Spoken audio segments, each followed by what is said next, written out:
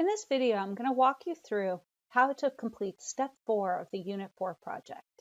So each of you has determined which tree best shows your data. Now we want to have a quantitative way to describe what's the distance between each of the leaves on our phylogenetic tree and the reference. So I'm going to walk you through those steps.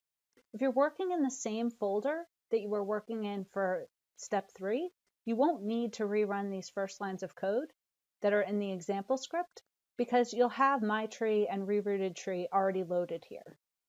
So I'm going to make sure the library is running, and then I'm going to start on line 20 and plot the tree with these edge labels and tip labels. And I'm going to zoom in on the tree so that I can see what is the path from the root to each leaf. So each of the edge labels, you can see 19, 18, 17, 1. This is going to represent a length, an edge length, that we want to add up to be able to determine the distance between the reference and a leaf. So let's start with the simplest path.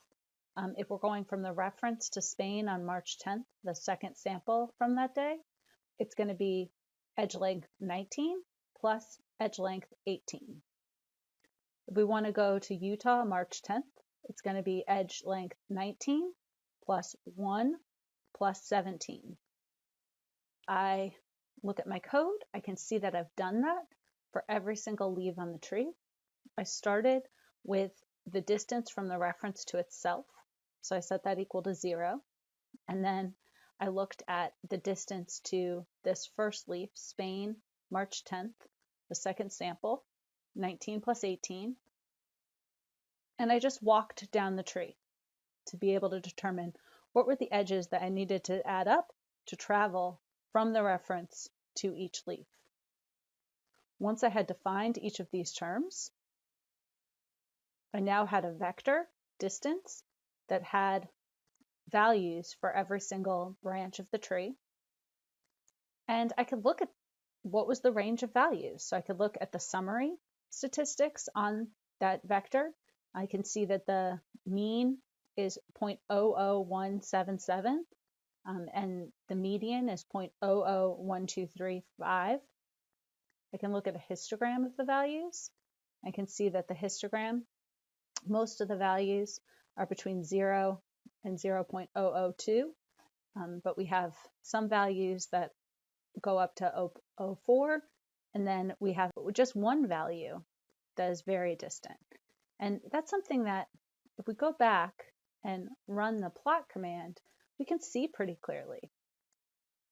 The Utah March 7th sample, it is an outlier. It's much further away from the reference sequence than any of the others. And so that's the value that we see on the histogram as being the outlier. We can also look at a summary of the distance measurements. So these are the distances. This is first a summary of the edge length. Now we look at a summary and a histogram of the distance, and we see that they match each other in shape, but vary in value. We can look at the distance being split into two different groups. The Utah distances, I looked up which numbers they were in this list of tip labels, and then used that to break the distance vector into two pieces, Utah and Spain. I also looked at creating a data frame. So I have my data is data frame, bringing those two groups together. And now I'm able to use the data frame to apply some statistical tests. So I can run the dplyr library to be able to change the organization and make it tidy.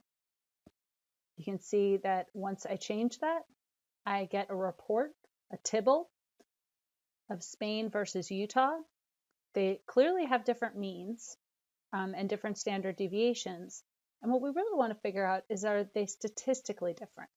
So just looking at the means, it appears that the Utah samples are further removed genetically from the reference genome that was taken in China in December of 2019 than the Spain samples.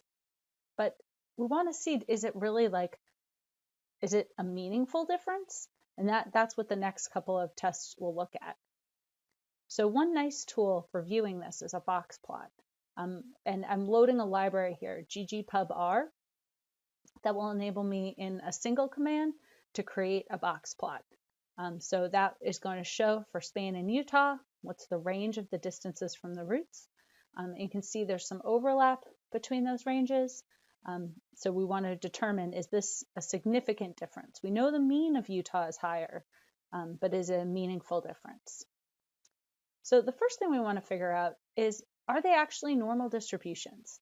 Because we can't do a t-test between the groups if they're not normally distributed. So I'm doing a Shapiro Wilk normality test for the Utah distances, and I get a p-value of 0.644. It's much greater than 0.05, so we can accept that that's a normal distribution. I run it on Spain. I also get a large p-value. Again, we can assume it's a normal distribution. And we have one more thing we have to test before we can apply a t-test. We need to make sure that not only is it a normal distribution, but they have similar variances. So if I run this variance test, I can see that the p-value is 0.01864. So the p-value being less than 0.05 means the variances are not equal. So they are normally distributed, but the variances aren't equal. And since the variances aren't equal, we have to set variance equal to false when we run the t-test. When we run this, we can see the summary printing out to the console. We get that there is a p-value that is not significant. It's 0.1141.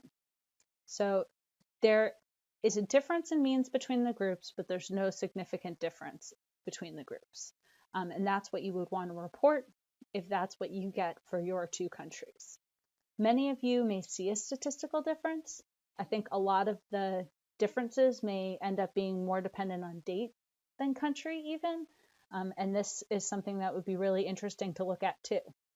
So this is the last step of the project.